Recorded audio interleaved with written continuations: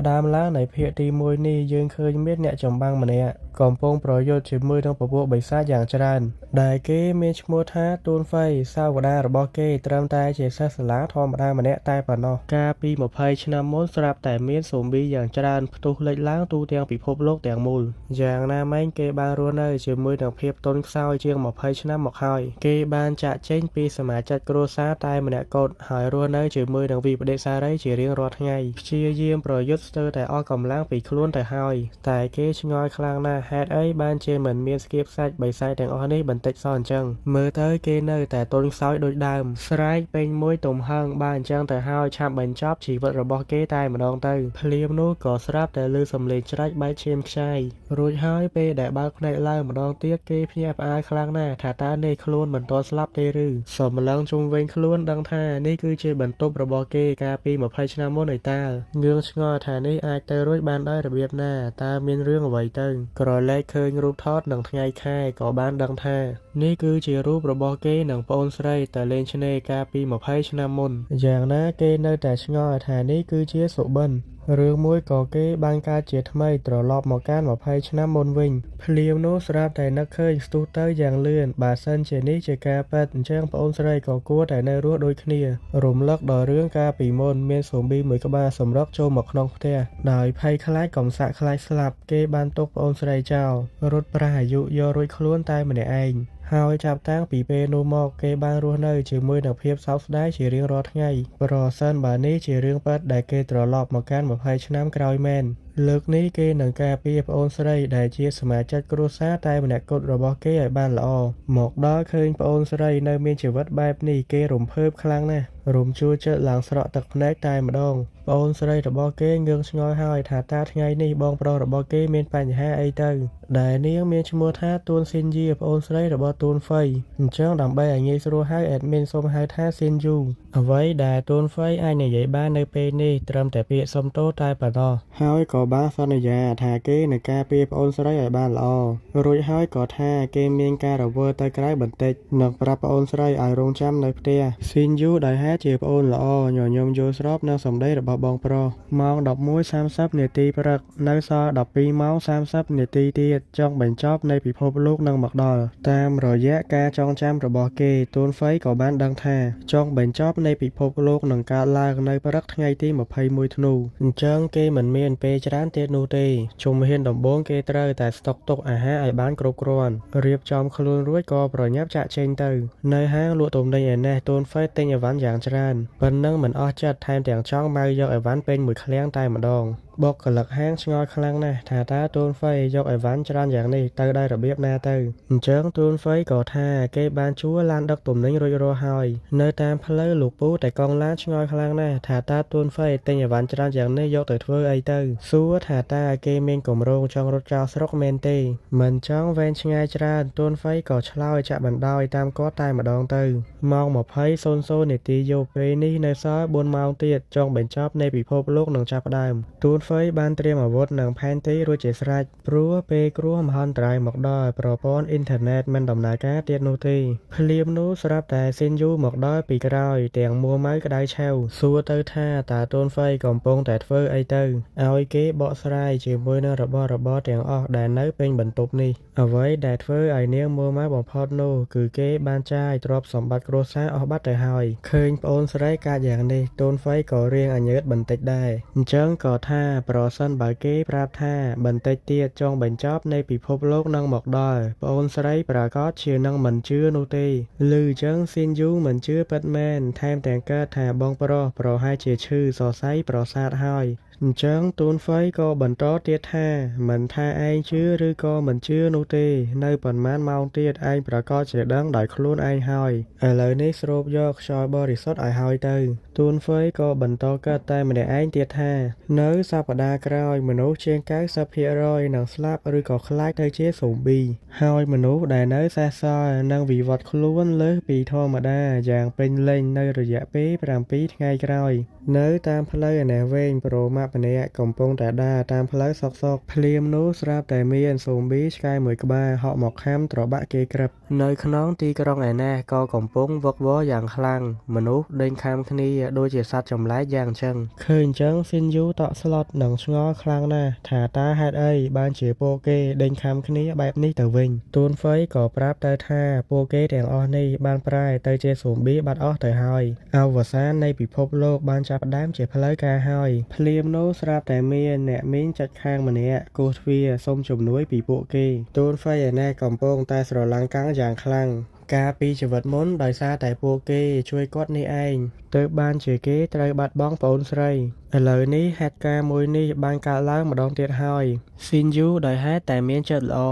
មិនបានកាត់ច្រើនក៏ប្រញាប់ស្ទុះទៅបើកទ្វារឲ្យគាត់យ៉ាងណាមិញមិនមែនមានតែមនុស្សនោះទេថែមទាំងដោយទាំងស៊ូប៊ីមកពីក្រោយផងដែរឃើញអញ្ចឹងស៊ីនយូភ័យខ្លាំងណាស់មិនអាចធ្វើអីបានត្រឹមតែស្រែកហៅបងប្រុសតែប៉ុណ្ណោះឯទួនហ្វៃក៏បានស្រមៃទៅដល់រឿងកាលពីមុនកំឡុងពេលកំពុងតែជជែកលេងសើចសប្បាយជាមួយនឹងមិត្តរួមក្រុមសុកគ្រានោះស្រាប់តែមានស៊ូប៊ីកម្រិតខ្ពស់3ក្បាលលេចខ្លួនចេញមកមិត្តរបស់ពួកវាធំខ្លាំងណាស់ថាមពលក៏សម្បើមដូចគ្នាទោះបីជាដឹងថាមិនមានសង្ឃឹមនឹងយកឈ្នះតែ Captain នៅតែបញ្ជាឲ្យសម្រុកចូលព្រោះបេសកកម្មពួកគេលើកនេះសំខាន់ខ្លាំងណាស់មិនអាចបរាជ័យបាននោះឡើយយ៉ាងណាមិញដោយហេតុសមត្ថភាពរបស់ពួកគេនៅមានកម្រិតអញ្ចឹងមិនមានគីឡូជាមួយនឹងស៊ូប៊ីធំទាំងអស់នេះនោះឡើយមើលមកទួនហ្វៃឯណេះក៏ត្រូវបានវាជន់សង្កត់ដាក់សម្ពាធយ៉ាងខ្លាំងដូចគ្នាព្យាយាមស្រែកសុំជំនួយពីមិត្តរួមក្រុមផ្ទុយពីការជួយគេបែរជាដាក់មេប្រូចរត់ចោលទួនហ្វៃទៅវិញឃើញបែបនេះក៏រំលឹកគេទៅដល់ហេតុការណ៍ដែលខ្លួនបានរត់ចោលប្អូនស្រីនៅពេលនោះដូច្នេះពេលនេះគេបានទទួលហើយពីអារម្មណ៍ដែលត្រូវបានអ្នកចិត្តស្និទ្ធបំផុតទុកចោលនោះទ្រាំទ្រលែងបានតទៅទៀតទីបំផុតក៏ច្រត់ជម្រាបលាបាត់ទៅចូលមកដល់បច្ចុប្បន្នកាលវិញគេមិនអាចឲ្យរឿងអកុសលបែបនោះកើតឡើងម្ដងទៀតនោះឡើយប្រាប់ប្អូនស្រីឲ្យបិទភ្នែករួចក៏រវែងអាវុធមួយសម្ដែងទៅកាន់ស៊ូប៊ីឲ្យខ្ទប់ទៅនឹងជញ្ជាំងត្រូវប៉ុណ្ណឹងហើយមិនទាន់រៀងនៅតែក៏ឃ្លើនចង់ពន់ពងទៅកាន់ស៊ីនយូឃើញអញ្ចឹងទួនហ្វៃក៏រហ័សទាញប្អូនស្រីចេញរួចជូនវាពី3កាំបិតទៀតឲ្យស្រែកយ៉ៃជាមួយនឹងបិទពិសោធន៍រាប់សិបឆ្នាំតាំងពីជីវិតមុនត្រឹមស៊ូប៊ីធម្មតាបែបនេះគ្មានអីមួយផែជាមួយនឹងគេនោះឡើយយ៉ាងណាដោយហេតុតែឃើញថាវាក៏ឃ្លើនចង់ពន់ពងប្អូនស្រីរបស់គេបែបនេះអញ្ចឹងក៏បានខ្វាយវាយករាប់សិបកាំបិតមិនដកដៃនោះឡើយស៊ីនយូដោយហេតុតែឃើញបងប្រុសដូចជាច្រឡោតខ្លាំងបែបនេះក៏បានខិតមកចិត្តហើយប្រាប់បងប្រុសឲ្យឈប់ប៉ុណ្ណឹងបានហើយទួនហ្វៃដោយដឹងថាប្អូនស្រីមានការភ័យខ្លាចក៏បង្អាក់សកម្មភាពបែរទៅលួងលោមប្អូនស្រីថាពេលនេះមានសុវត្ថិភាពហើយឯងកុំបារម្ភអីបងនឹងនៅទីនេះដើម្បីការពារឯងទោះបីជាមានរឿងអ្វីកើតឡើងក៏ដោយភ្លាមនោះស្រាប់តែមានសំឡេងចម្លែកមួយពន្លឺឡើងមកថាការសម្លាប់ស៊ូប៊ីមួយទទួលបានពិន្ទុនៃការវិវត្តចំនួន3ត្រូវចំណាយពិន្ទុចំនួន1ដើម្បីដំណើរការ Systemទួនហ្វៃឆ្ងល់ខ្លាំងណាស់ថាតើសំឡេងដែលគេបានឮនេះចេញមកពីណាទៅភ្លាមនោះមិនដឹងយ៉ាងម៉េចនោះទេគេស្រាប់តែស្រវាំងភ្នែកសន្លប់បាត់បង់ស្មារតីបាត់ទៅបើកភ្នែកឡើងវិញស្រាប់តែឃើញខ្លួនឯងនៅក្នុងទីលំហដ៏អាតកំបាំងមួយទួនហ្វៃឆ្ងល់ខ្លាំងណាស់ថាតើនេះជាកន្លែងអីទៅដែលនៅទីនេះប្រៀបដូចជាទីសក្ការៈមួយយ៉ាងអញ្ចឹងភ្លាមនោះរូបចម្លាក់ទាំងអស់ស្រាប់តែបញ្ចេញពន្លឺចេញពីកែវភ្នែករួចបាញ់ថាមពលទាំងនោះទៅកាន់ទួនហ្វៃគេដឹងថាមានព័ត៌មានជាច្រើនកំពុងតែហូរចូលក្នុងខួរក្បាលរបស់គេស្ទើរតែចង់ផ្ទុះទៅហើយរួចហើយ System ក៏ចាប់ផ្ដើមបើកដំណើរការទទួលស្គាល់ម្ចាស់ដំណើរការមួយនេះមិនសូវជាស្រួលប៉ុន្មាននោះឡើយមានថាមពលយ៉ាងច្រើនស្រោបជុំវិញរាងកាយទួនហ្វៃប្រៀបដូចជាដុំបាល់មួយយ៉ាងអញ្ចឹងវាជាដំណើរការផ្គូផ្គងផ្លាស់ប្ដូរសែនក្នុងរាងកាយធ្វើឲ្យទួនហ្វៃឈឺចាប់ប្រៀបដូចដាច់សាច់រហែកស្បែកយ៉ាងអញ្ចឹងបន្ទាប់ពីបញ្ចប់ដំណើរការទទួលស្គាល់ម្ចាស់ដោយជោគជ័យហើយទួនហ្វៃដឹងថាពេលនេះគេដូចជាមានថាមពលខ្លាំងជាងមុនតាមរយៈព័ត៌មានយ៉ាងច្រើនដែលគេទទួលបាននិមិត្តសញ្ញាមួយនេះត្រូវបានគេស្គាល់ថាគឺជានិមិត្តសញ្ញាដើមឈើនៃការវិវត្តន៍បានដឹងទៀតថាគេខ្លាំងលើសពីធម្មតាបែបនេះដោយសារតែវាបានកែប្រែសែនរបស់គេហើយដើម្បីវិវត្តខ្លួនឲ្យកាន់តែខ្លាំងគេត្រូវការពិន្ទុនៃការវិវត្តជាក់ស្ដែងរាល់ពេលសម្រាប់ស៊ូប៊ីធម្មតាមួយក្បាលនឹងទទួលបានពិន្ទុចំនួន1ពិន្ទុទាំងអស់នេះអាចយកមកពង្រឹងសមត្ថភាពរបស់គេឲ្យកាន់តែកើនឡើងជាលំដាប់ដែលសមត្ថភាពរបស់គេនៅពេលនេះមានកម្លាំងស្ថិតនៅ level 1 ល្បឿន level 1 ការអង្កេត level 1 និងថាមពលវិញ្ញាណ level 1 ទូនហ្វៃបានកាត់ហើយថាទោះបីជាគេមានបទពិសោធន៍ប្រយុទ្ធជាច្រើនតាំងពីជីវិតមុនមកក៏ដោយយ៉ាងណាមិញរាងកាយរបស់គេពេលនេះនៅទន់ខ្សោយខ្លាំងណាស់អញ្ចឹងមានបំណងចង់ធ្វើឲ្យខ្លួនកាន់តែខ្លាំងជាងមុនមិនគិតយូរក៏សម្រេចប្រើពីបន្ទុកដែលនៅសល់បូកបន្ថែមទៅកាន់កម្លាំងឡើងទៅដល់ល្វែ2ឥឡូវនេះគេបានចំណាយបន្ទុកដែលមានអស់បាត់ទៅហើយតែក៏បានដឹងដែរថាពេលនេះរាងកាយរបស់គេដូចជាមានថាមពលខ្លាំងជាងមុនក្នុងជីវិតមួយនេះដោយមានថាមពលពីដើមឈើនៃការវិវត្តគេសច្ចានឹងខ្លួនឯងថានឹងព្យាយាមការពារប្អូនស្រីឲ្យអស់ពីសមត្ថភាពចេញមកដល់ខាងក្រៅបើកភ្នែកឡើងវិញក៏បានឃើញប្អូនស្រីកំពុងតែដេកយាមស៊ីនយូពេលបើកភ្នែកឡើងឃើញបងប្រុសភ្ញាក់ដឹងខ្លួនបែបនេះនាងសប្បាយចិត្តខ្លាំងណាស់ប្រញាប់សួរសុខទុក្ខថាល្មិចបានជាសុខបងប្រុសដួលសន្លប់អញ្ចឹងដោយហេតុតែឃើញថាប្អូនស្រីដូចជាបារម្ភខ្លាំងបែបនេះគេក៏បានសូមអភ័យទោសនិងនិយាយលួងលោមថាគេមិនមានកាត់អីនោះឡើយបងប្រាប់រួចហើយថានឹងនៅទីនេះដើម្បីការពារឯងដូច្នេះបងធានាថានឹងមិនចាកចេញពីឯងនោះឡើយបន្តគិតទៀតថាដើម្បីសុវត្ថិភាពស៊ីនយូគេត្រូវតែសម្អាតទីធ្លាដែលនៅជុំវិញនេះអញ្ចឹងដំបូងគេត្រូវតែដោះស្រាយជាមួយនឹងសាកសពទាំងពីរដែលនៅខាងក្រៅនោះសិនបើមិនអញ្ចឹងទេវាអាចទាក់ទាញស៊ូប៊ីកាន់តែច្រើនបន្ថែមទៀតមកដល់ខាងក្រៅឃើញថាបាត់សាកសពបាត់ទៅហើយមានត្រឹមតែដានឈាមប្រៀបដូចជាមានអ្វីអូសយកទៅអញ្ចឹងនៅម៉ោង 4:00 នាទីព្រឹកដោយហេតុតែនិមិត្តសញ្ញាដើមឈើនៃការវិវត្តមិនត្រឹមតែកែប្រែសែនរបស់គេតែប៉ុណ្ណោះនោះទេរាងកាយរបស់គេក៏រីកលូតលាស់និងមានកម្លាំងខ្លាំងលើសពីធម្មតាផងដែរអញ្ចឹងហើយឥឡូវនេះសម្លៀកបំពាក់កាលពីមុនរបស់គេស្លៀកមិនត្រូវទៀតនោះឡើយកំឡុងពេលនោះស៊ីនយូក៏បានយកសម្លៀកបំពាក់ឪពុករបស់គេមកឲ្យទូនហ្វៃប្រើប្រាស់សិនរំលឹកមកដល់រឿងនេះស៊ីនយូនឹកឪពុកម្ដាយរបស់ពួកគេខ្លាំងណាស់ក្នុងស្ថានភាពបែបនេះមិនដឹងជាពួកគាត់ទៅជាយ៉ាងណាយ៉ាងណីនោះទេទូនហ្វៃក៏បាននឹកឃើញដែរថាឪពុកម្ដាយរបស់ពួកគេបានចាក់ចេញទៅតាំងពីពួកគេនៅមានអាយុ10ឆ្នាំមកម្លេះជារៀងរាល់ឆ្នាំមិនមានដំណឹងពីពួកគាត់នោះទេមានត្រឹមតែប្រាក់កាក់ដែលពួកគាត់ផ្ញើមកតែប៉ុណ្ណោះកាលពីជីវិតមុនគេព្យាយាមស្វែងរកដែរប៉ុន្តែមិនមានដំណឹងពីពួកគាត់សោះនោះឡើយរៀបចំខ្លួនរួចក៏ប្រញាប់ចេញមកវិញនិងប្រាប់ប្អូនស្រីកុំបាច់ព្រួយបារម្ភពេកអីឪពុកម្ដាយរបស់ពួកគាត់ចេះការពារខ្លួនហើយបន្តទៀតថាសុវត្ថិភាពរបស់ពួកគេនៅពេលនេះគឺវាសំខាន់ជាងឃើញទូនហ្វៃភ្លាមស៊ីនយូឆ្ងល់ខ្លាំងណាស់មិនដឹងជាគេទៅកែសម្ផស្សតាំងពីពេលណានោះឡើយដោយហេតុតែមិនអាចប្រាប់ការពិតបានទូនហ្វៃក៏ធ្វើជានិយាយបង្វែរដានដោយប្រាប់ថាគេនឹងចេញទៅក្រៅឮចឹងស៊ីនយូមិនចង់ឲ្យគេចេញទៅនោះឡើយស្ថានភាពពេលនេះនៅខាងក្រៅមានគ្រោះថ្នាក់ខ្លាំងណាស់ណាមួយនាងក៏ខ្លាចណាស់ដែរខ្លាចថាការពិការភាពរបស់នាងនេះបង្កជាបញ្ហាទៅដល់បងប្រុសពេលនេះបងប្រុសជាសមាជិកគ្រួសារតែម្នាក់គត់របស់នាងខ្លាចថាបងប្រុសនឹងចាក់ចេញទៅម្នាក់ទៀតឃើញប្អូនស្រីពិបាកចិត្តខ្លាំងបែបនេះទូនហ្វៃក៏និយាយលួងលោមនិងប្រាប់ពីមូលហេតុដែលគេត្រូវចេញទៅខាងក្រៅគឺដើម្បីចេញទៅមើលស្ថានភាពជាពិសេសគេក៏អាចរកឃើញអ្នករស់រានផ្សេងទៀតផងក៏មិនដឹងស៊ីនយូហាក់យល់ពីអ្វីដែលបងប្រុសចង់ធ្វើអញ្ចឹងទូនហ្វៃក៏បានសន្យាទៅថាគេនឹងត្រឡប់មកវិញដោយមានសុវត្ថិភាពប្រាប់ប្អូនស្រីឲ្យរងចាំនៅផ្ទះគម្រោងរបស់ទូនហ្វៃនៅពេលនេះគឺចង់សម្អាតចាប់ពីជាន់ទី12ទៅជាក់ស្ដែងពេលនេះពួកគេស្ថិតនៅជាន់ទី13គិតទៀតថាបើសិនជាព័ត៌មានដែលគេទទួលបានពីនិមិត្តសញ្ញាដើមឈើនៃការវិវត្តគឺជារឿងពិតប្រាកដដូច្នេះអ្វីដែលគេត្រូវធ្វើនៅពេលនេះគឺសម្រាប់ស៊ូប៊ីយកបន្ទុកចុះមិនទាន់ទាំងបានប៉ុន្មានផងក៏ស្រាប់តែប្រទះនឹងស៊ូប៊ីមួយក្បាលដែលកំពុងតែបរិភោគអាហារយ៉ាងឆ្ងាញ់ពិសាងាកឃើញទូនហ្វៃភ្លាមក៏ស្ទុះហេគប់ទៅយ៉ាងលឿនជាមួយនឹងកម្លាំងល្វែ2ក្រវាត្រឹមតែមួយកាំបិតច្រាច់បាច់ឈាមខ្ចាយទទួលបានបន្ទុកមួយយ៉ាងងាយបច្ចុប្បន្ននេះកម្លាំងរបស់ទូនហ្វៃស្ថិតនៅល្វែ2ល្បឿនល្វែ1ការអង្កេតល្វែ1និងថាមពលវិញ្ញាណល្វែ1គ្រាន់តែឃើញផ្ទាំងស៊ីស្ទឹមភ្លាមទូនហ្វៃរអ៊ូភ្លាមតែម្ដងដោយហេតុដើម្បីដំឡើងកម្លាំងទៅកាន់កម្រិតបន្ទាប់ត្រូវការចំនួន6បន្ទុកហើយបើចង់ដំឡើង ថាមពលវិញ្ញាណទៅកាន់កម្រិតបន្ទាប់គឺត្រូវការតតែ10បន្ទុកឯណោះកាលពីជីវិតមុនក្នុងយុគសម័យដ៏ខ្មៅងងឹតនៃការប្រយុទ្ធរវាងមនុស្សនិងពពួកសត្វចម្លែកមនុស្សដែលដាស់ឡើងនៅថាមពលពិសេសទទួលបានសមត្ថភាពផ្សេងៗគ្នា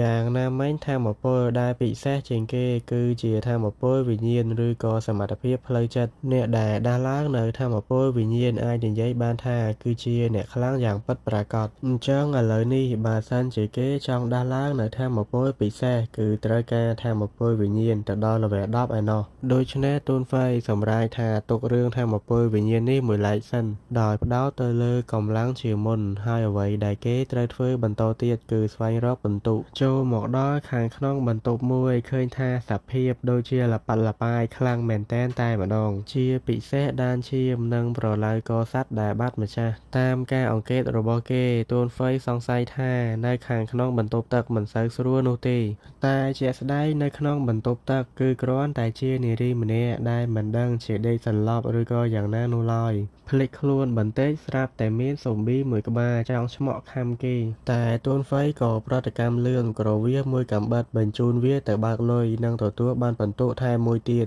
គេក៏រៀងភ័យមិនស្ទើរដែរប្រហែសតែបន្តិចវិសនឹងខ្ចប់បាត់ទៅហើយរអ៊ូថាគេមិនដឹងសោះថាវាមកដល់ពីក្រោយខ្នងគេតាំងពីពេលណាមើលទៅគេក៏គួរតែដំឡើងការអង្កេតទៅកាន់ល្វែបន្ទាប់ដែរហើយដែលហេតុតែចិត្តដល់ពេលត្រូវត្រឡប់ទៅវិញហើយអញ្ចឹងគេក៏ត្រូវតែបន្ថែមល្បឿនឲ្យញាប់ដៃញាប់ជើងជាងនេះនៅសល់10ជាន់ទៀតឯណោះដែលគេត្រូវតែឆែកមើលមកដល់ខាងមុខបន្ទប់មួយក៏បានស្រែកសួររកម្ចាស់បន្ទប់អញ្ចឹងហើយនារីម្ចាស់បន្ទប់ក៏បានហៅទ្វារបន្តិចនិងសួរថាតើគេមានការអីឮអញ្ចឹងទូនហ្វៃក៏ប្រញាប់ណែនាំខ្លួនទៅថាតើគេមកពីណាពីណីហើយមានឈ្មោះអីអញ្ចឹងទៅនិយាយរួមទៅទូនហ្វៃគេចង់ចូលទៅពិនិត្យនៅខាងក្នុងយ៉ាងណាមិញនារីម្ចាស់បន្ទប់ដូចជាមិនចង់ឲ្យទូនហ្វៃចូលទៅនោះទេប្រាប់ថានៅខាងក្នុងនេះមិនមានស៊ូប៊ីអីនោះឡើយម្យ៉ាងទៀតនាងក៏ត្រូវការសម្រាកផងដែរតែទូនហ្វៃមិនជឿនោះទេទាល់តែគេចូលទៅបញ្ជាក់ដោយផ្ទាល់ភ្នែកសិនទើបគេជឿ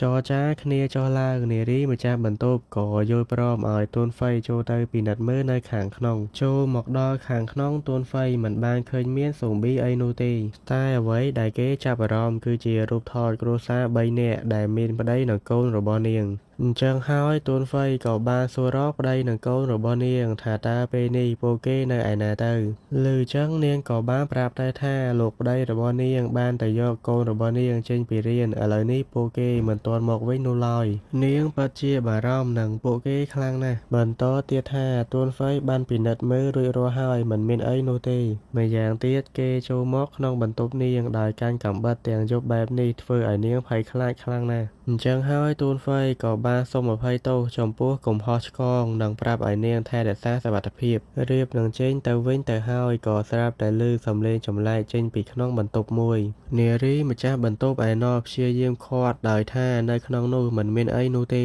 យ៉ាងណាដោយនឹកឆ្ងល់មិនអស់ចិត្តនឹងការសង្ស័យទូនហ្វៃក៏ជំនះចូលទៅពិនិត្យមើលខាងក្នុងនោះទាល់តែបានគ្រាន់តែបើកទ្វារចូលភ្លាមគេធំក្លិនឆ្អាបឈាមយ៉ាងខ្លាំងហើយអ្វីដែលបានឃើញនោះធ្វើឲ្យគេបើកភ្នែកធំ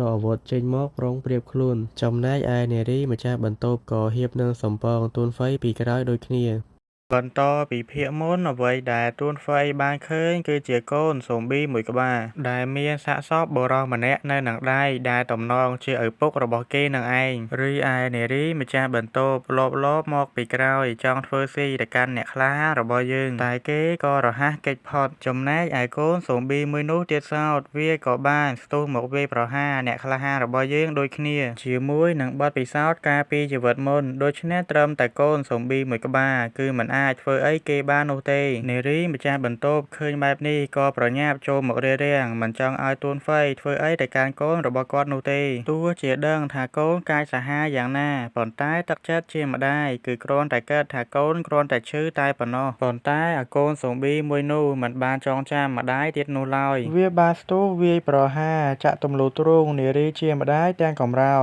នៅដង្ហើមចុងក្រោយនារីម្ចាស់បន្ទប់ក៏នៅតែសុំទួនហ្វៃកុំឲ្យធ្វើបាបទៅកាន់ កូនរបស់គាត់និយាយរួចនាងក៏បានដាច់ខ្យល់លាចាកលោកមួយនេះបាត់ទៅរីឯអ្នកក្លាហានរបស់យើងក៏មិនបានទុកជីវិតឲ្យកូនស៊ូប៊ីមួយនេះនោះដែរចំពោះការសម្លាប់កូនស៊ូប៊ីមួយក្បាលនេះគេក៏ទទួលបានពិន្ទុថែមមួយទៀតដូចគ្នាអ្នកក្លាហានរបស់យើងក៏រៀងអាណិតជាមួយនឹងគ្រួសារមួយនេះបន្តិចដែរប៉ុន្តែទោះជាយ៉ាងណាសុវត្ថិភាពប្អូនស្រីសំខាន់ជាងដូច្នេះគេមិនអាចធ្វេសប្រហែសបាននោះទេមុនចុះទៅជាន់បន្ទាប់គេក៏បានរៀបចំចងជាខ្សែកណ្ដឹងដើម្បីបញ្ជាក់ថានៅជាន់មួយនេះគឺមានសុវត្ថិភាពហើយចុះមិនទាន់ទាំងបានស្រួលបួលផងក៏ស្រាប់តែប្រទះនឹងស៊ុំប៊ីសាច់ដុំមួយក្បាលទៀតស៊ុំប៊ីសាច់ដុំមួយក្បាលនោះក៏មិនបានឲ្យទួនហ្វៃនៅឆ្ងល់យូរនោះដែរវាក៏បានស្ទុះធ្វើការវាយប្រហារទៅកាន់អ្នកក្លាហានរបស់យើងភ្លាមតែម្ដងដែលត្រឹមតែមួយដៃរបស់វានោះទេធ្វើឲ្យខ្ទេចជញ្ជាំងស្ទើរតែមួយជំហៀងបាត់ទៅហើយ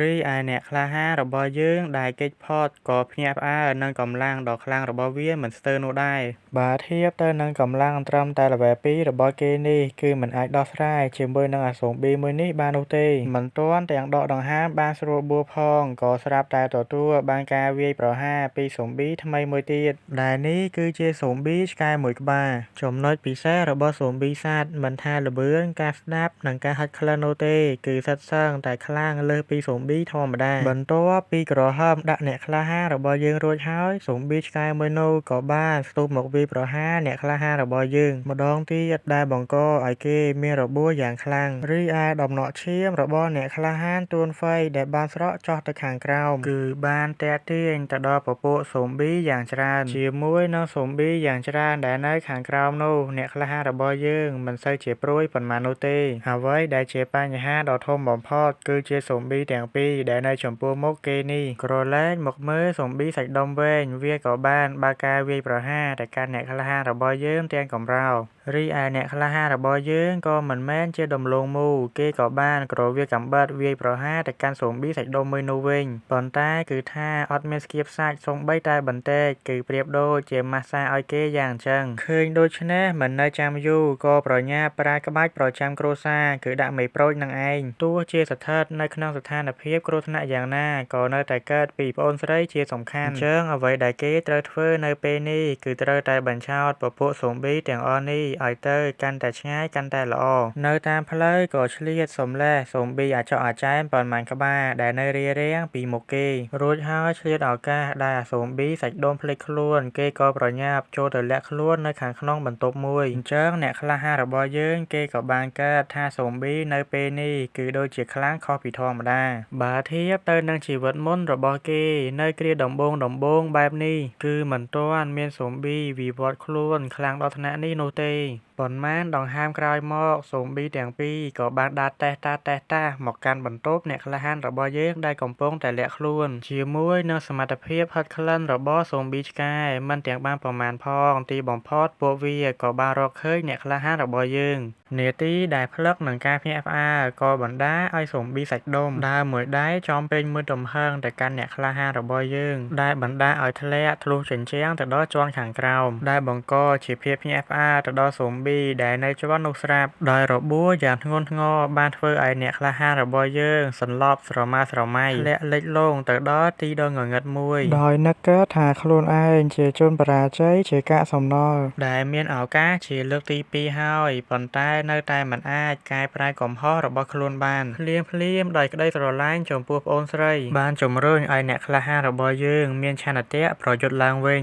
គេគឺមិនអាចចោះចាញ់បាននោះទេព្រោះនៅមានប្អូនស្រីដែលត្រូវការពារនិងមានស៊ីស្ទឹមដើមឈើនៃការវិវត្តជាជំនួយផងដែរដោយអារម្មណ៍ពុះកញ្ជ្រោលនឹងការប្រយុទ្ធយ៉ាងសម្បើមស៊ូមប៊ីអាចកអាចែមដែលហុំព័ទ្ធចង់ធ្វើស៊ីទៅកាន់អ្នកក្លាហានរបស់យើងនោះត្រូវបានគេខ្វាយត្រឹមតែមួយពព្រិចភ្នែកតែប៉ុណ្ណោះបូកនឹងពិន្ទុដែលអ្នកក្លាហានរបស់យើងបានខ្វាយទៅលើស៊ូមប៊ីអំបែងមិញនេះបច្ចុប្បន្នគេមានពិន្ទុចំនួន5មិនគិតយូរគេក៏សម្រេចប្រើពិន្ទុចំនួន3បូកបន្ថែមទៅលើល្បឿនឲ្យឡើងទៅកាន់លេវែល3រួច ហើយក៏ស្ទុះយ៉ាងលឿនធ្វើការខ្វាយទៅកាន់សូប៊ីប៉ុន្មានក្បាលទៀតដែលនៅនឹងមុខនឹងទទួលបានពិន្ទុជាបន្តបន្ទាប់ដែលបច្ចុប្បន្ននេះអ្នកក្លាហានរបស់យើងមានពិន្ទុចំនួន6ដូច្នេះគេក៏ប្រើពិន្ទុដែលមានទាំងអស់បូកបន្ថែមទៅលើកម្លាំងឲ្យឡើងទៅកាន់ level 3ដូចគ្នារួចហើយសាច់រឿងកាត់មកកាន់ប្អូនស្រីទួនហ្វៃឯនេះវិញខណៈពេលដែលលើសំឡេងប្រុសប្រាសនៅខាងក្រៅក៏កើតថាជាបងប្រុសព្យាយាមស្រែកសួរបញ្ជាក់ប៉ុន្តែមិនមានការឆ្លើយតបនោះទេអញ្ចឹងក៏សរសៀរមកចិត្តបើកទ្វារថ្នមតែអ្នកដែលនៅមាត់ទ្វារនោះមិនមែនជាទួនហ្វៃនោះទេគឺជាសូប៊ីអាចកអាចារ្យពីរក្បាលដែលបន្លំខ្លួនចង់ធ្វើស៊ីទៅកាន់កូនស្រីរបស់គេពួកវាហៀបនឹងធ្វើស៊ីបានសម្រេចទៅហើយប៉ុន្តែទួនហ្វៃក៏បានផ្លាស់ទីមកពីក្រោយយ៉ាងលឿនធ្វើការខ្វាយទៅកាន់ពួកវាឲ្យតែបើកលុយបាត់ទៅស៊ីនយូពេលឃើញដែរទួនហ្វៃទប់ទ្វារបំរុងបើកចូលមកខាងក្នុងគិតថាជាសូប៊ីដូច្នេះក៏ប្រញាប់បិទទ្វារវិញយ៉ាងលឿនរីឯអ្នកក្លាហានរបស់យើងដែលនៅខាងក្រៅព្យាយាមបកស្រាយថាគាត់គឺជាបងប្រុសរបស់នាងនោះទេកំពុងតែនិយាយភ្លាមក៏ក្រឡេកឃើញសូប៊ីសាច់ដូងនិងសូប៊ីឆ្កែបានឡើងមកដល់ជាន់ខាងលើនេះហើយអញ្ចឹងក៏ប្រញាប់ប្រាប់ប្អូនស្រីឲ្យបិទទ្វារឲ្យជាប់នៅខណៈពេលនេះផងដែររវាងមនុស្សនិងសូប៊ីក៏មានជាការប៉ះទង្គិចផ្ទុះអាវុធម្ដងទៀតជាមួយនឹងការទើបតែដំឡើងកម្រិតថាមពលថ្មីដូច្នេះសូប៊ីទាំងពីរមិនមានគីឡូជាមួយនឹងអ្នកក្លាហានទួនហ្វៃទៀតនោះទេអញ្ចឹងការសម្លាប់សូប៊ីប្រមាណជា3-4ក្បាលនេះក៏ទទួលបានពិន្ទុថែម4ទៀតតែប៉ុណ្នេះនៅមិនទាន់គ្រប់គ្រាន់នោះទេព្រោះយូរទៅពពួកសូប៊ីទាំងអស់នឹងវិវត្តខ្លួនកាន់តែខ្លាំងឡើង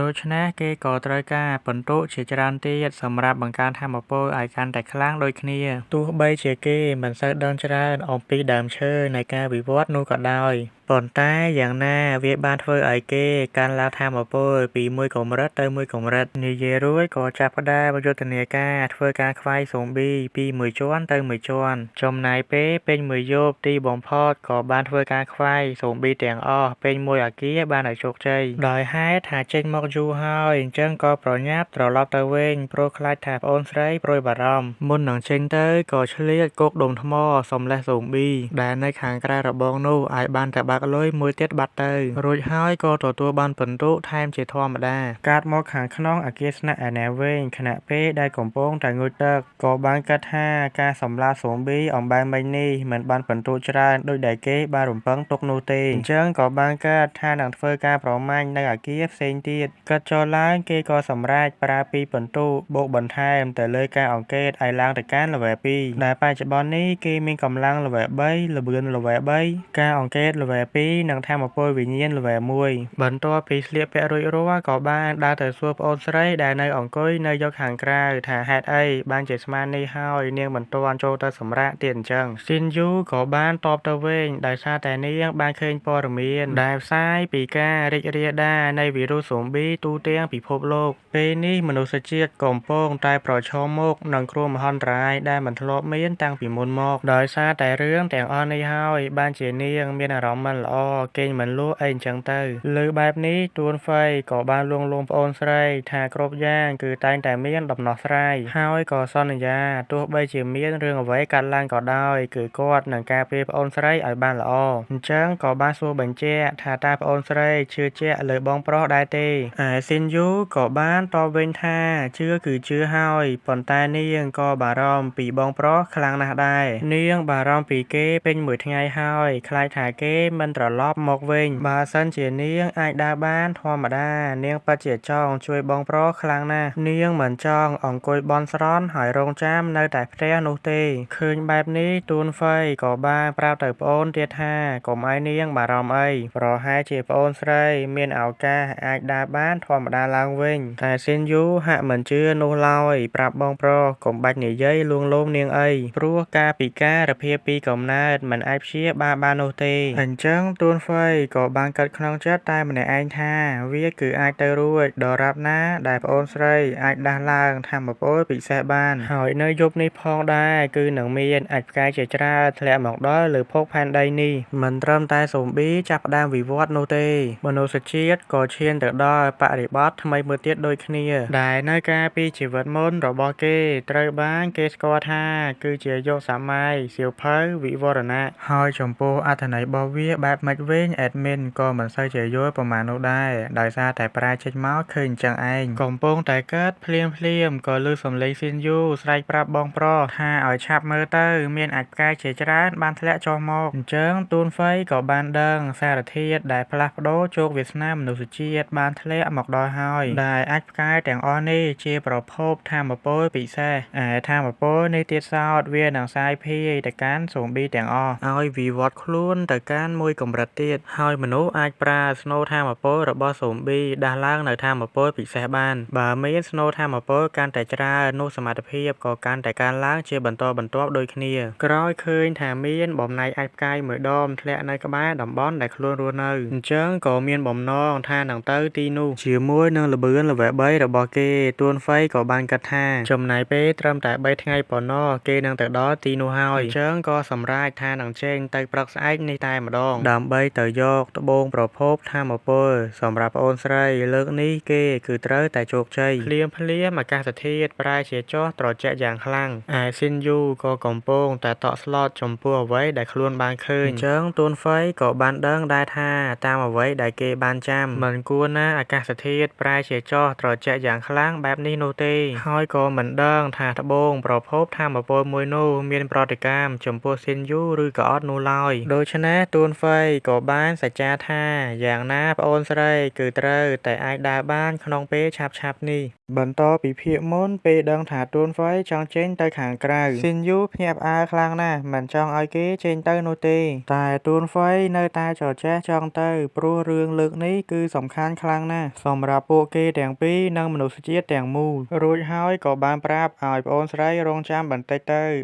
ទៀតគឺនាងនឹងអាចដើរបានធម្មតាវិញហើយមើលមកស៊ីនយូហាក់មិនសប្បាយចិត្តប៉ុន្មាននោះឡើយព្រោះអ្វីដែលនាងចង់បាននៅពេលនេះចង់ឲ្យបងប្រុសមានសុវត្ថិភាពចំពោះរឿងដែលអាចដើរបានឡើងវិញនោះមិនសំខាន់ចំពោះនាងនោះទេមើលមកទួនហ្វៃបានត្រឹមតែសុំទោសនិងប្រាប់ប្អូនស្រីថាគាត់នឹងពន្យល់ប្រាប់នាងនៅពេលដែលមានពេលរួចហើយក៏បានប្រគល់ឧបករណ៍ទំនាក់ទំនងមួយឲ្យស៊ីនយូសម្រាប់តាក់ទងគ្នាពេលដែលមានការចាំបាច់មុននឹងចេញទៅក៏ឆ្លៀតផ្ដាំប្អូនស្រីកុំឲ្យបើកទ្វារឲ្យអ្នកដែលមិនស្គាល់ហើយទួនហ្វៃក៏បន្តគិតក្នុងចិត្តតែម្នាក់ឯងទៀតថាដរាបណាដែលប្អូនស្រីអាចដាស់ឡើងនៅថាមពលពិសេសបាននោះប្រាកដជានឹងយល់គ្រប់យ៉ាងដោយខ្លួនឯងហើយចេញមកមិនទាន់ទាំងបានប៉ុន្មានផងស្រាប់តែស៊ីនយូតាក់ទងតាមឧបករណ៍ទំនាក់ទំនងមកដោយនិយាយសូមអភ័យទោសទៅកាន់ទួនហ្វៃដែលនាងបានកំហកដាក់គេទាំងដែលគ្រប់យ៉ាងបងប្រុសធ្វើដើម្បីគ្រាន់តែចង់ការពារនាង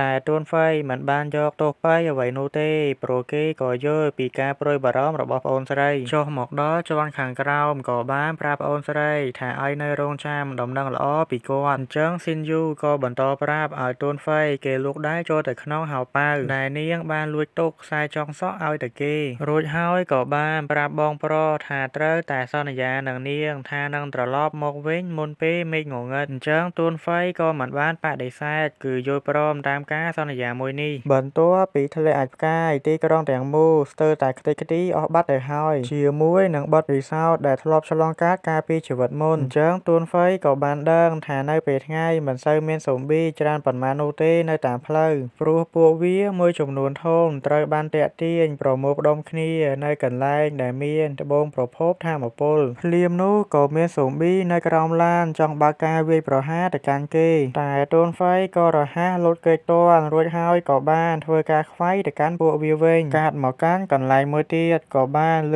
សូរសំឡេងស្នូរកាំភ្លើងទាំងគឺមានទាហានមួយក្រុមកំពុងតែធ្វើការខ្វាយទៅលើសូប៊ីរួចរាល់ហើយទាហានម្នាក់ដែលមានឈ្មោះថាលោកពូលីក៏បានប្រាប់គ្នាឲ្យរាយការណ៍ទៅប្រធានក្រុងសៀថានៅច្រកខាងលិចពួកគេបានសម្អាតសូប៊ីរួចរាល់ហើយឯទាហានម្នាក់ទៀតគេឆ្ងល់ខ្លាំងណាស់ថាតើមានរឿងអ្វីទៅព្រោះបន្ទាប់ពីធ្លាក់អាចផ្កាយកាលពីយប់មិញសូប៊ីមួយចំនួនធំមិនដឹងជាបាត់ទៅណាអស់នោះទេបន្ទាប់ពីទទួលបានការរាយការណ៍ពីក្រុមលោកពូលីចែវ៉ែនតាដែលជា ជំនួយការ ក៏បានរាយការណ៍បន្តប្រាប់ទៅកាន់ប្រធានក្រុមសៀពីស្ថានភាពដែលនៅខាងក្រៅនោះបន្ទាប់ពីទទួលបានដំណឹងហើយប្រធានក្រុមសៀដែលជាប្រពន្ធទី1របស់អេដមីនក៏បានបញ្ជាចៅវ៉ែនតាឲ្យប្រាប់ទៅក្រុមទាហានឲ្យពួកគេដើរល្បាតឲ្យសពនិងត្រូវប្រាកដថាមិនមានស៊ូប៊ីនៅក្បែរនេះនោះឡើយទទួលបញ្ជាហើយចៅវ៉ែនតាក៏បានសួរទៅកាន់ប្រធានក្រុមអំពីរឿងដែលលោកប្រហ័ងទាមទារចង់ត្រឡប់ទៅការិយាល័យវិញនោះតើពួកគេត្រូវដោះស្រាយបែបណាទៅរំលឹកដល់រឿងនេះអង្គរៈលោកប្រហ័ងបានទះតុកមួយដៃផាងនិងស្រែកសួរថាតើពេលណាទើបនាំពួកគេចេញពីកន្លែងដ៏អាក្រក់មួយនេះឃើញគេដូចជាក៏ឃ្លើនបែបនេះប្រពន្ធរបស់អេដមីនក៏បានស្ទុះទៅក្របួចកអាវរបស់គេនិងនិយាយសំឡតថានាងគឺជាប៉ូលីសមិនមែនជាអង្គរៈរបស់ពួកគេនោះទេនៅស្ថានភាពពេលនេះបើហ៊ានតែចេញក្រៅផ្ដេសផ្ដាសដឹងតែបានតែបើកលុយហើយបើចង់បន្តរស់នៅទីនេះគ្រប់គ្នាត្រូវតែស្ដាប់តាមបញ្ជានាងខណៈពេលដែលមិនបានឮបែអង្គរៈឆ្លើយតបប្រពន្ធអេដមីនក៏បន្តគំរាមកាត់អណ្ដាតរបស់គេចោលប្រសិនបើគេនៅតែមិនឆ្លើយបែបនេះទៀតឃើញប្រពន្ធអេដមីនកាចបែបនេះបែអង្គរៈក៏ត្រូវបង្ខំចិត្តឆ្លើយថាទទួលបានទាំងញ័រខ្លួនទៅតាត់ឯលោកប្រហ័ងដែលអង្គុយក្បែរនោះក៏បាននិយាយថាពួកគេនឹងស្ដាប់តាមនាងខណៈពេលដែលប្រពន្ធអេដមីនកំពុងមួម៉ៅឃើញគេលូកមាត់បែបនេះក៏បានសម្លក់គេបន្តិចទៅតែគេបែរជាក៏ឃ្លើននិយាយឌឺទៅកាន់ប្រពន្ធអេដមីនថាកុំឲ្យសម្លក់គេបែបនេះអីក៏ព្រោះតែមើលទៅគួរឲ្យខ្លាចខ្លាំងណាស់មុនដើរចេញប្រពន្ធអេដមីនក៏បានប្រាប់ទៅកាន់ចៅវ៉ែនតាឲ្យតាក់ទងទៅកាន់លោកពូលីថានាងមានរឿងចង់ប្រាប់ឯលោកប្រុសសៀក៏បានសម្លឹងមើលការចាកចេញរបស់ប្រធានសៀដោយមានបំណងមិនល្អចង់លូកថ្លើមរបស់អេដមីនអញ្ចឹងអបិហងនេះអេដមីនអត់ធ្វើអីទេទុកឲ្យទួនហ្វៃជាអ្នកចាត់ការបន្ទាប់ពីតាក់ទងទៅកាន់ក្រុមលោកពូលីបានហើយប្រធានក្រុមសៀក៏បានសួរពីមូលហេតុដែលបានបាត់ស៊ូប៊ីមួយចំនួនធំពីទីនេះតែលោកពូលីគាត់ក៏មិនដឹងច្បាស់នោះដែរបើតាមដែលកើតប្រហែលជាជាប់ពាក់ព័ន្ធជាមួយនឹងការធ្លាក់អាចផ្កាយកាលពីយប់មិញនេះអញ្ចឹងគាត់ក៏បានសួរថាតើប្រធានក្រុមចង់ឲ្យគាត់ទៅពិនិត្យមើលនៅតំបន់មួយនោះដែរទេដូច្នេះប្រធានក្រុមសៀក៏បានប្រាប់ពួកគាត់ឲ្យត្រឡប់មកវិញសិនមកហើយរងចាំការបញ្ជាពីទីស្នាក់ការកណ្ដាលកាត់មកកាន់ទួនហ្វៃឯណែវិញពេលដែលសង្កេតឃើញចំនួនស៊ូប៊ីដែលកំពុងតែកើនឡើងគេក៏បានដឹងថាពេលនេះមកដល់កាន់តែគៀកតំបន់ដែលមានអាចផ្កាយធ្លាក់ហើយមិនចាំយូរក៏បានគប់កាំបិតសម្លេះទៅកាន់ស៊ូប៊ីដែលនៅរារាំងមុខនិងទទួលបានពិន្ទុចំនួន4មកដល់ខាងមុខបន្តិចក៏បានឃើញថាមពលយ៉ាងច្រើនសាយភាយចេញពីរណ្ដៅដែលធ្លាក់អាចផ្កាយនោះអញ្ចឹងជាមួយនឹងល្បឿនល្វែ3គេចំណាយពេលតែប៉ុន្មានវិនាទីតែប៉ុណ្ណោះនឹងទៅដល់ទីនោះហើយប៉ុន្តែគេមិនដឹងថានៅខាងក្នុងរណ្ដៅនោះមានអ្វីខ្លះនោះទេដូច្នេះគេមិនអាចប្រថុយបាននោះឡើយបន្តកើតថាចង់រកកន្លែងគួរសមមួយសម្រាប់អង្កេតមើលទិដ្ឋភាពដែលមាននៅក្នុងរណ្ដៅនោះរួចហើយក៏បានលោតផ្លែតផ្លោតឡើងទៅលើអគារមួយដែលនៅក្បែរនោះជាមួយនឹងកែវឆ្លោះនៅក្នុងដៃអ្វីដែលគេបានឃើញមុនគេគឺជាត្បូងប្រភពថាមពលដែលកំពុងតែសាយភាយថាមពលយ៉ាងខ្លាំងពិនិត្យយូរបន្តិចក៏សង្កេតឃើញស៊ូប៊ីមួយទៀតដែលនៅក្បែរត្បូងប្រភពថាមពលនោះឃើញស៊ូប៊ីមួយនោះហាក់មិនអើពើជាមួយនឹងត្បូងប្រភពថាមពលបែបនេះទួនហ្វៃគេកើតដែលនឹកឆ្ងល់ក្នុងចិត្តយ៉ាងខ្លាំងប៉ុន្មាននាទីកន្លងផុតទៅហើយប៉ុន្តែស៊ូប៊ីមួយនោះនៅតែមិនមានប្រតិកម្មអ្វីសោះអញ្ចឹងទួនហ្វៃគេមិនអាចរងចាំបន្តទៀតបាននោះទេព្រោះប្រសិនបើស៊ូប៊ីស្រូបថាមពលពីត្បូងប្រភពហើយវិវត្តខ្លួនបានសម្រេចវិញនោះពិតជាមានបញ្ហាធំមិនខាននោះឡើយទោះចូលទៅកាន់តែគៀកក៏បានឃើញពីសភាពឆេះខ្លោចរបស់មនុស្សនិងស៊ូប៊ីយ៉ាងច្រើនដែលទទួលរងឥទ្ធិពលពីការធ្លាក់អាចផ្កាយបន្តស្ទុះយ៉ាងលឿនចូលទៅចិត្តក៏បានហក់កាប់ស៊ូប៊ីមួយនោះមួយលំពែងយ៉ាងខ្លាំងប៉ុន្តែកាប់ស៊ូប៊ីមួយនោះមិនចូលនោះទេបែរជាបាក់លំពែងខ្ទេចអស់ទៅវិញរីឯស៊ូប៊ីមួយនោះទៀតសោតក៏បានដោះត្រចៀកថ្មីមួយគូនិងលេចចេញស្នាមសាក់យ៉ាងចម្លែកពេញខ្លួនគឺបានវិវត្តខ្លួនទៅមួយកម្រិតទៀតបានសម្រេច ជាមួយនឹងកែវភ្នែកពណ៌មាសទួនហ្វៃក៏បានដឹងថានេះគឺជាស៊ូប៊ីកម្រិតពិសេសគេមានការភ្ញាក់ផ្អើលខ្លាំងណាស់ព្រោះកាលពីជីវិតមុនស៊ូប៊ីប្រភេទនេះជាអ្វីដែលមនុស្សជាតិមានការភ័យខ្លាចបំផុតមិនចាំយូរចៅបិសាចប្រើល្បឿនយ៉ាងលឿនស្ទុះមកចាប់ក្រវាត់ទួនហ្វៃឲ្យខ្ទាតទៅម្ខាង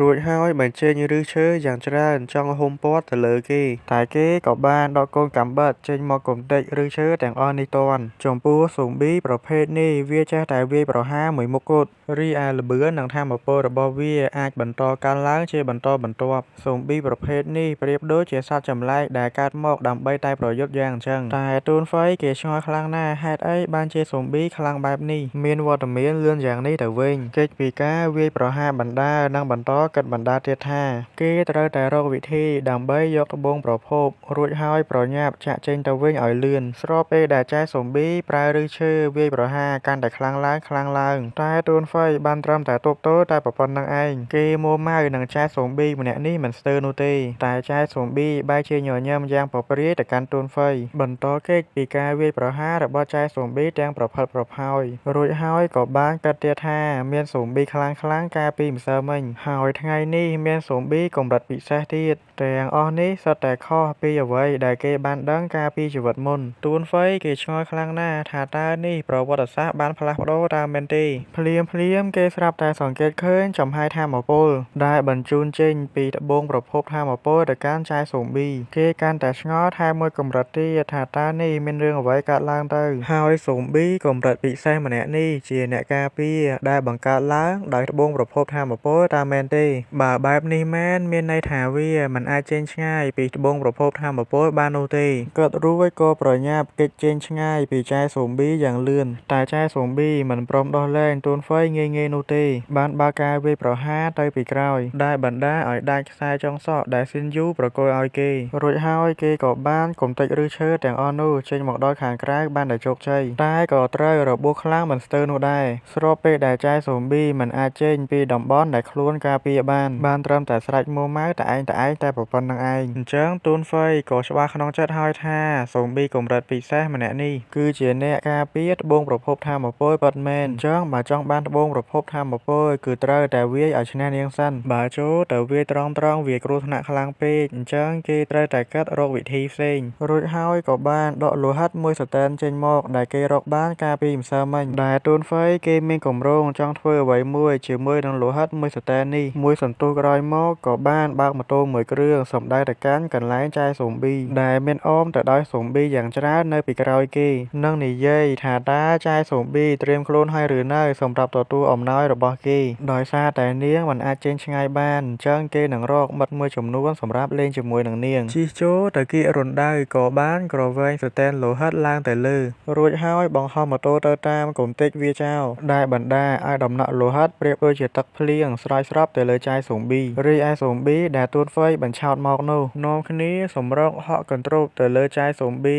តាមក្លិននៃលោហិតស៊ូប៊ីកាន់តែច្រើនហក់សង្គ្រោះទៅលើចៅស៊ូប៊ីជាបន្តបន្ទាប់ឡើងក៏ដូចជាភ្នំប៉ុន្តែត្រឹមប៉ុណ្្នេះមិនជាបញ្ហាអ្វីនោះទេចៅស៊ូប៊ីបានបំផ្ទុះថាមពលមួយក្តាំងបណ្ដាឲ្យស៊ូប៊ីជាច្រើនខ្ទាតល្បាត់ល្បាយពេញទៅនឹងឯងរីឯទួនហ្វៃដែលកំពុងតែសង្កេតមើលពីចម្ងាយក៏បានដឹងថាស៊ូប៊ីទាំងអស់នេះមិនអាចធ្វើអីចៅស៊ូប៊ីបាននោះទេស៊ូប៊ីយ៉ាងច្រើនសម្រុកចុះមកជាបន្តបន្ទាប់ប្រមូលផ្ដុំគ្នាធ្វើការខាំត្របាក់ទៅលើចៅស៊ូប៊ីធុញថប់នឹងស៊ូប៊ីអាចក់អចែមទាំងអស់នេះខ្លាំងពេកចៅស៊ូប៊ីក៏បានបំរើខ្លួនស្ទុះឡើងទៅលើបញ្ចេញឫសឈើយ៉ាងច្រើនធ្វើការខ្វាយទៅលើស៊ូប៊ីទាំងអស់នោះឲ្យខ្ចប់អស់ទៅទួនហ្វៃដែលសង្កេតមើលពីចម្ងាយក៏បានឃើញពីការប្រយុទ្ធមួយនេះផងដែរអញ្ចឹងគេក៏បានជិះម៉ូតូចូលទៅជិតដើម្បីរកវិធីផ្សេងទៀតដោយសំឡេងនៃការប្រយុទ្ធក៏បានតាក់ទាញស៊ូប៊ីកាន់តែច្រើនស្ទុះសម្រុកទៅកាន់កន្លែងចៅស៊ូប៊ីតែទោះជាយ៉ាងណាក៏មិនអាចធ្វើអីចៅស៊ូប៊ីបាននោះដែរថ្វីត្បិតតែកម្លាំងចៅស៊ូប៊ីចុះថមថយក៏ដោយតែទួនហ្វៃក៏បានដឹងថាគេមិនប្រាកដថាអាចយកឈ្នះនាងបាននោះទេយ៉ាងណាមិញបើអូសបន្លាយពេលបន្តទៀតពេលដែលត្បូងប្រភពផ្ដល់កម្លាំងឲ្យចៅស៊ូប៊ីមានដូចដើមវិញនោះប្រាកដជាបញ្ហាធំមិនខាននោះឡើយភ្លាមនោះក៏ស្រាប់តែលេចចេញនៅឆ្កែចចកមួយក្បាលយ៉ាងធំចេញមកដល់ភ្លាមក៏បានស្ទុះវាយប្រហារទៅលើចៅស៊ូប៊ីជាមួយនឹងបទពិសោធន៍កាលពីជី ជីវិតមុនទួនហ្វៃក៏បានដឹងថានេះគឺជាចចកដែលហៀបនឹងវិវត្តខ្លួនមកមើលការប្រយុទ្ធឯណាវែងខណៈពេលដែលឆ្កាចចកហៀបនឹងធ្វើការខាំត្របាក់ទៅលើចាយស៊ុំប៊ីតែនាងក៏បានដាក់វាឲ្យខ្ទាតទៅម្ខាងជាមួយនឹងការបំលាស់ទីយ៉ាងលឿនចាយស៊ុំប៊ីមិនអាចធ្វើអីវាបាននោះទេឃើញថាមានឱកាសល្អវាក៏បានស្ទុះមកខាំចាយស៊ុំប៊ីមួយម៉ាត់ក្រឹបរីឯទួនហ្វៃដែលនៅខាងលើក៏បានដឹងថាប្រសិនបើវាអាចស៊ីចាយស៊ុំប៊ីហើយបញ្ចប់ការវិវត្តខ្លួនរបស់វានោះប្រាកដជាមានអាសន្នធំមិនខាននោះឡើយបន្តពីភាគមុនខណៈពេលដែលឆ្កែចចកហៀបនឹងធ្វើការស៊ីទៅកាន់ចាយស៊ុំប៊ីទួនហ្វៃក៏បានដឹងដែរថាចាយស៊ុំប៊ីមិនទាន់បានទៅបើកលុយនៅឡើយនោះទេភ្លាមនោះនាងក៏បានប្រើឫសឈើចាក់ទម្លូរាងកាយរបស់ឆ្កែចចកឲ្យខ្ចប់បាត់ទៅហើយទួនហ្វៃក៏បានដឹងទៀតថានាងធ្វើជាចុះខ្សោយគឺដើម្បីតែបញ្ឆោតគេឲ្យចូលទៅចិត្តនាងតែប៉ុណ្ណោះរីឯចាយស៊ុំប៊ីក៏បានឌឺដងទួនហ្វៃបន្តិចដែរដែលគេមិនបានចាញ់ល្បិចរបស់នាងមិនសាំញ៉ាំយូរទួនហ្វៃក៏បានលោតសំដៅចូលទៅក្នុងរណ្ដៅក្តាំងរីឯចាយស៊ុំប៊ីក៏បានសួរទៅកាន់ទួនហ្វៃទាំងក៏ឃ្លានថាគេត្រឡប់មកវិញដើម្បីទទួលការស្លាប់តើមែនទេទួនហ្វៃក៏បានថាគេត្រឡប់មកវិញដើម្បីបញ្ចប់រឿងគ្រប់យ៉ាងទប់ទល់ជាមួយនឹងឫសឈើរបស់ចាយស៊ុំប៊ីទួនហ្វៃក៏បានគិតថានេះតានាងចុះខ្សោយហើយតាមែនដែរទេឯ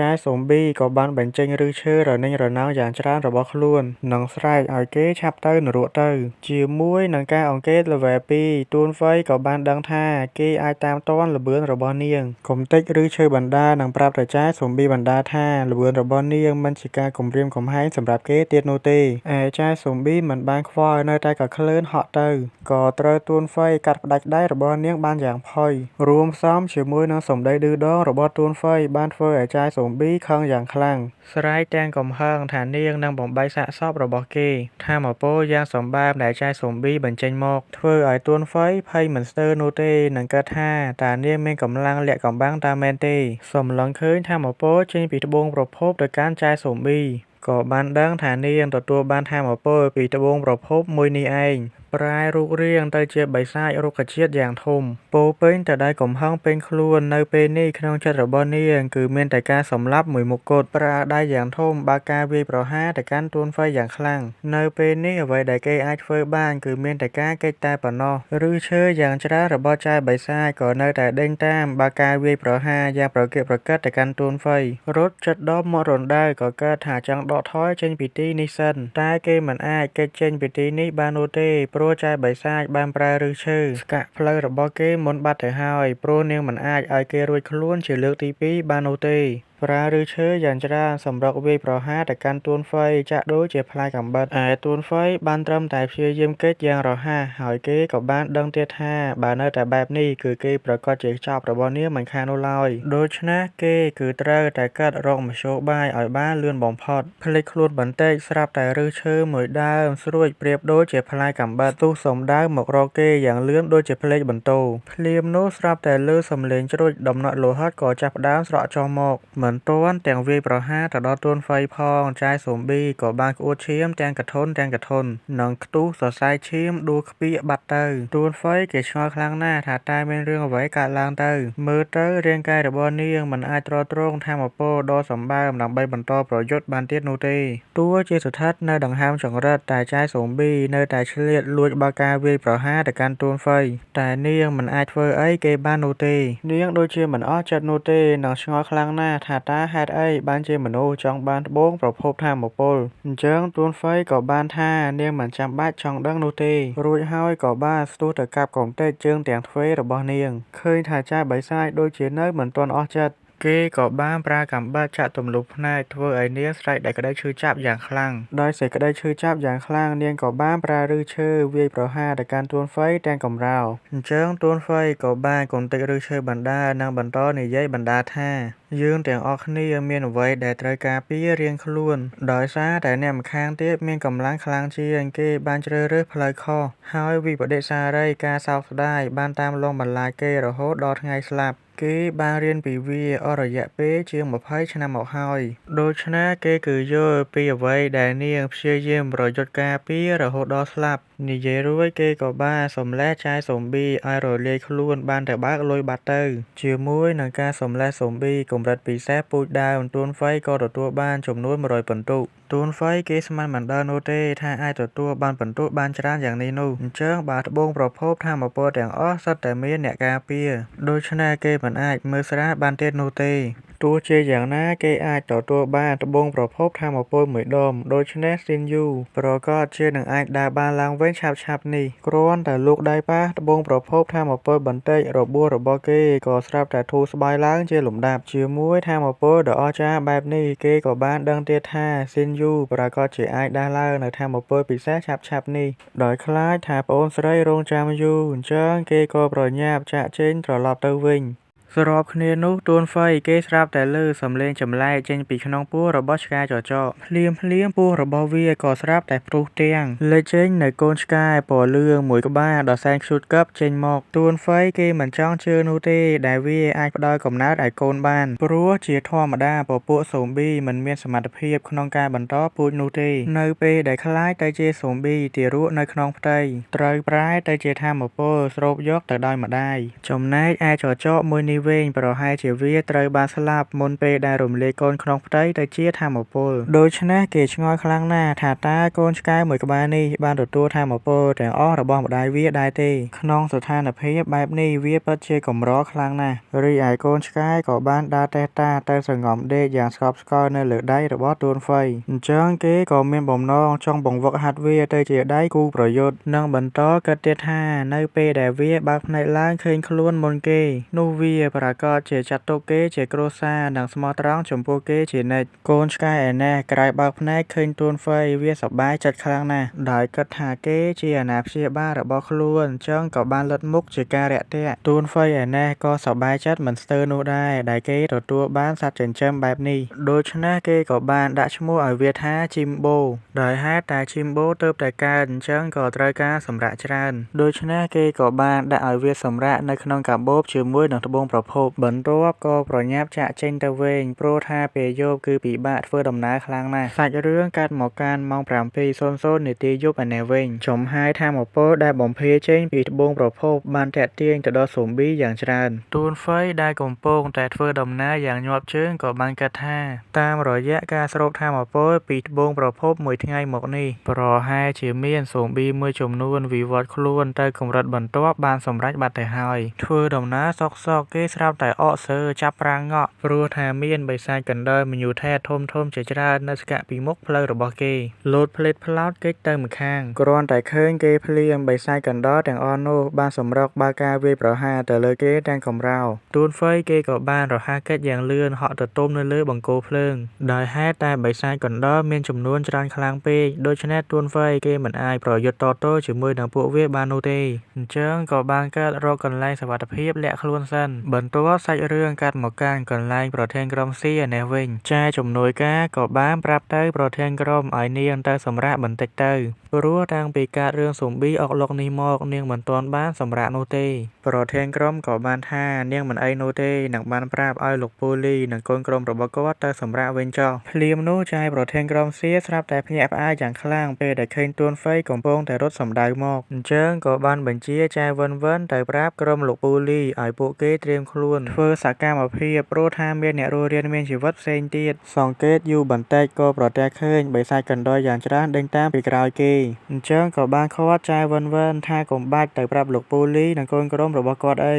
រីឯទួនហ្វៃឯណេះក៏បានដាក់លេខជាន់ហ្គេឲ្យគេចមុខឆ្វេងឆ្វាត់យ៉ាងលឿនដែលធ្វើឲ្យអ្នកកំពុងសង្កេតមើលមានការភ្ញាក់ផ្អើលយ៉ាងខ្លាំងចំពោះល្បឿនដ៏លឿនរបស់គេនេះនាងឆ្ងល់ខ្លាំងណាស់ថាតើគេអាចទប់ទល់ជាមួយនឹងបិសាចកណ្ដុរទាំង5ក្បាលនេះបានដែរទេរួចហើយក៏បានបញ្ជាទៅចាជំនួយការម្ដងទៀតឲ្យប្រាប់លោកពូលីនិងកូនក្រុមរបស់គាត់ឲ្យត្រៀមខ្លួនកាត់មកកាន់ទួនហ្វៃឯណេះក៏បានកើតថានឹងរត់ទៅលាក់ខ្លួននៅខាងក្នុងរោងចក្រខាងមុខដោយហេតុតែមាឌធំបិសាចកណ្ដុរមិនអាចដេញតាមគេចូលមកដល់ខាងក្នុងបាននោះឡើយមួម៉ៅខ្លាំងពេកបានត្រឹមតែស្រែកបញ្ចេញកំហឹងតែប៉ុណ្្នឹងឯងរីឯត្បូងប្រភពដែលគេបាននាំយកមកនោះវាដូចជាត្រូវបានរលាយបាត់អស់ទៅហើយអញ្ចឹងគេក៏បានកើតថានៅទីនេះមិនសូវជាមាន សុវត្ថិភាពប៉ុន្មាននោះឡើយព្រោះខ្លោងទ្វាររោងចក្រមិនអាចទប់ទល់ជាមួយនឹងការវាយប្រហាររបស់បិសាចកណ្តុរបានយូរនោះទេប្រសិនបើពួកវាត្រូវបានទាក់ទាញទៅដោយត្បូងប្រភពដូច្នេះទោះជាគេទៅលាក់ខ្លួននៅទីណាក៏គ្មានប្រយោជន៍នោះដែរអញ្ចឹងយប់នេះគេក៏សម្រេចថាសម្រាកនៅទីនេះមួយយប់សិនរួចហើយពេលដែលបើកកាតាបមើលឈីមបូគេស្រាប់តែភ្ញាក់ផ្អើលយ៉ាងខ្លាំងពេលដែលមិនឃើញមានត្បូងប្រភពគេឆ្ងល់ខ្លាំងណាស់ថាតើវាបាត់ទៅណាអញ្ចឹងក៏បានកើតថាវាប្រហែលជាជ្រុះនៅតាមផ្លូវហើយតែបើបែបនេះមែនគឺមិនអាចទៅរួចនោះទេព្រោះប្រសិនបើគេគ្មានត្បូងប្រភពនៅជាប់ខ្លួនបិសាចទាំងអស់នោះក៏មិនអាចដេញតាមគេមកដល់ទីនេះបាននោះដែរបន្តគិតទៀតថាប្រហែលជាជីមបូជាអ្នកស្រូបយកហើយភ្លាមនោះស៊ីស្ទមស្រាប់តែលើតឡើងមកថាការបំលែងថាមពលសែនត្រូវបានបញ្ចប់រួចហើយទួនហ្វៃគេប្រែជាឈឺចាប់ពេញក្នុងរាងកាយយ៉ាងខ្លាំងគេឆ្ងល់ខ្លាំងណាស់ថាតើនេះមានរឿងអ្វីទៅស្រែកមួយទំហឹងដោយក្តីឈឺចាប់បញ្ចេញថាមពលយ៉ាងខ្លាំងបំផ្ទុះចេញពីរាងកាយឈីមបូដែលកំពុងតែដេកយ៉ាងស្កប់ស្កល់ក៏ត្រូវបានភ្ញាក់ដោយសារតែបំផ្ទុះដ៏ខ្លាំងមួយនេះដែរកម្លាំងបំផ្ទុះដ៏សម្បើមមួយនេះបានកំទេចអ្វីគ្រប់យ៉ាងដែលនៅជុំវិញខ្លួនរបស់គេរួមទាំងទ្វារដែករបស់រោងចក្រនោះផងដែរ